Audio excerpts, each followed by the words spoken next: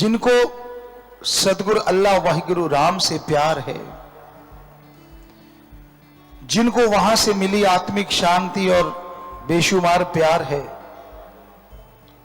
वो किसी भी कीमत पे अपने इश्क को हासिल करने के लिए पहुंच जाया करते हैं।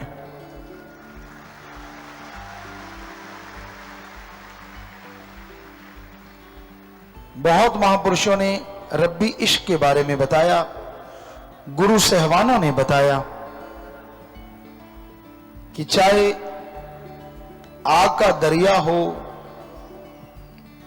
चाहे जमदूतों का पहरा हो, चाहे रास्ते में बब्बर शेर कूद रहे हों, बोल रहे हों, गरज रहे हों, बादल गरज रहे हों, मूसलाधार बरसात आ रही हो, भयानक तूफान चल रहा हो, अजी मौत भी तैयार खड़ी हो, तो भी रब से इश्क करने वाले कभी कदम पीछे नहीं हटाया करते।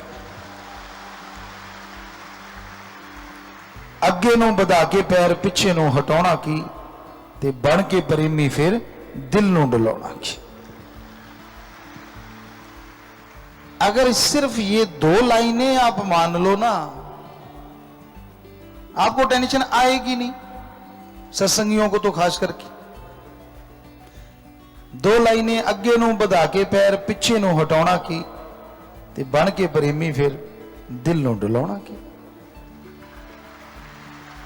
या तो आपने इश्क किया हो किसी बंदे से, या तो आपने इश्क किया हो चोर डकैत से, या तो आपने इश्क किया हो किसी पशु जानवर से। नहीं ना, आपने इश्क किया सतगुरु मौला उस रब से। जब उससे रब से इश्क कर लिया, वो तो फिर पल पल की जानता है ना।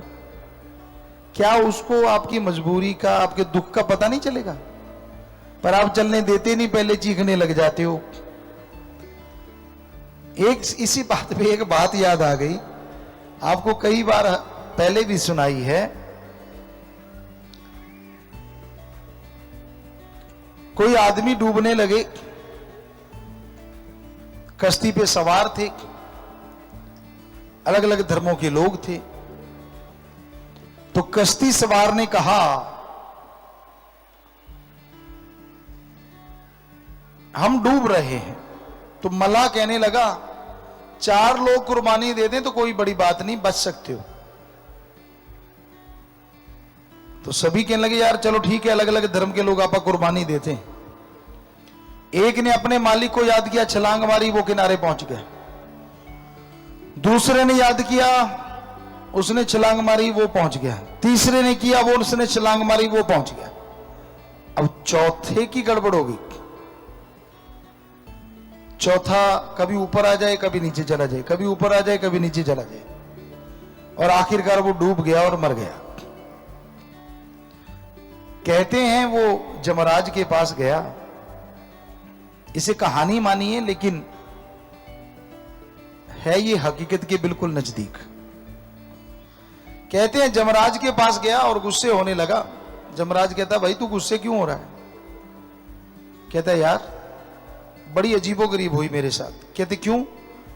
ऐसे ऐसे उसने घटना बताई, हमने छलांग मारी, तीनों ने अपने अपने मालिक को याद किया, पार हो गया, मैं रह गया। मैं क्यों डूबा? मैंने भी तो मालिक को याद किया। जमराज कहने लगा, हाँ बात तो आपकी ठीक है, मालिक के पास चलते हैं।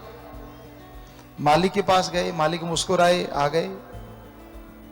कहने लगा, जी जमराज कहने लगे, हे भगवान, हे अल्लाह राम, ये आपके पास आए हैं और इन्होंने ये बताया है।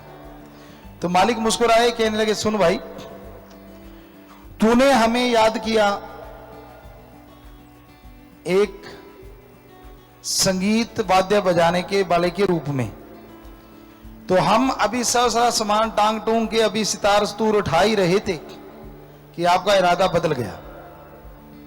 आपने कहा मुझे चाहिए जो अस्त्र शस्त्र से लैस हो, कहते मैंने बीना टांगी, बंसुरी टांगी, मैंने अस्त्र शस्त्र धारण किए ही थे, मैं अभी चलने लगा तो आपका इरादा बदल गया। आप कहने लगे नहीं जी मुझे तो ऐसे नहीं, इस रूप में चाहिए। कहते मैंने वो रूप धारण किया ही था, तुझे बचाने के लिए चलने लगा, आपका इरादा फिर बदल गया। आप कहने लगे मुझे तो औरत रूप में आके भगवान बचाए। तो वो कहता जी फिर क्या हो गया, आप आ जाते। कहता मैं साड़ी बांध रहा था तब तक तो डूब गया, मैं क्या करूं।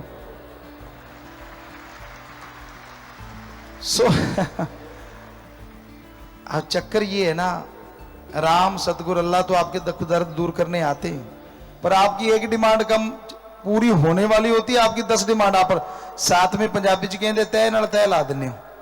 पहले रस्सा बनाया करते थे, हम भी बनाया करते थे, आप भी बनाते रहे होंगे। तो उसमें सण होंगी है, एक रस्सा बनता है उससे, तो कहते धाई नाल धाई लाती। सो आप तो धाई नाल धाई लाते रहने हो, एक थोड़ी जी पूरी होने लगती है 10 नवियां तैयार, एक फाइल पूरी नहीं होने देंगे 10 नवियां तैयार लिख के भी रब्बा जे आ ही गया तो फिर आप भी कर जी। सो भगवान पे दृढ़ यकीन रखना बहुत जरूरी है।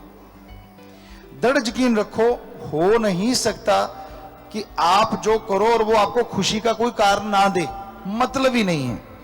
दुनिया से उम्मीद मत रखिए, वो आपको दुखी कर सकते हैं, परेशान कर सकते हैं, टॉन्ट कर सकते हैं, आपकी खुशी को भंग कर सकते हैं। इसलिए हजम रखो, क्योंकि तेनू यार नाल की थी, तेनू चोर नाल की, अपनी निवेड़ तेनू होर नाल की। तू तो ध्यान रखना अपने सतगुरु मौला से, वो तेरे पे खुश, और जिससे यारी लगाई अगर वो खुश है तो दूसरों से क्या टिंडियां लेनी है। फिर सीधी सी बात, लेना भी क्या है किसी से। पर अगर वो नाराज हो जाता है तो दूसरे चाहे लाखों खुश होते फिरें, वो जिंदगी का मजा नहीं आता जीने में जो उसके इश्क में आया करता था। तो इसलिए ये बहुत जरूरी हो जाता है कि आप अपने सतगुरु मौला से लिव जोड़ के रखो, उनसे तार जोड़ के रखो, दृढ़ यकीन रखो, क्योंकि जो दृढ़ यकीन रखते हैं उनके लिए रास्ते अपने आप बनते चले जाते हैं।